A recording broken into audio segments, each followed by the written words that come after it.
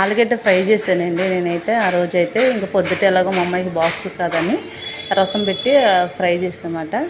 అయితే మామూలుగా అయితే ఈ ఫ్రై అయితే మనకి ఫ్రై చేసినా ఉడుగుతలేదు. మామూలు పచ్చి ముక్కలు విడిగి కోసి ఫ్రై చేస్తుంటే కొంచెం లైట్గా మనం బాయిల్ చేసుకుని ఎక్కువసేపు 2-3 నిమిషాలు బాయిల్ చేసుకుని అది ఉడకబెట్టేసుకుని దాన్ని మనం అలా ఫ్రై చేసుకుంటే మాత్రం బాగా ఉడుకుతుంది, చక్కగా టేస్టీగా కూడా ఉంటుంది. అలా అయితే లేదంటే అంటుకుపోయినట్టు వేయకుండా అదో రకంగా ఉంటుంది ముక్కల కింద.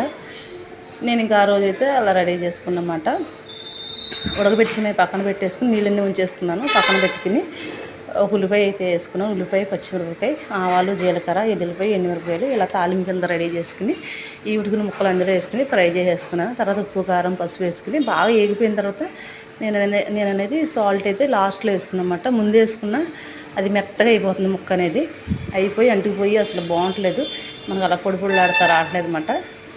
లాస్ట్లో ఇంకా సాల్ట్ వేసుకుని కొంచెం గరం మసాలా వేసుకుని కొంచెం ఫ్రై చేసుకుని అలా స్టవ్ ఆఫ్ చేస్తున్నానండి. దీని కాంబినేషన్ అయితే రసం కింద పెట్టుకున్నమాట. పిల్లలకి ఇంకా పొద్దుటే కదని. నచ్చితే మాత్రం ఒక లైక్ అయితే ఇవ్వండి.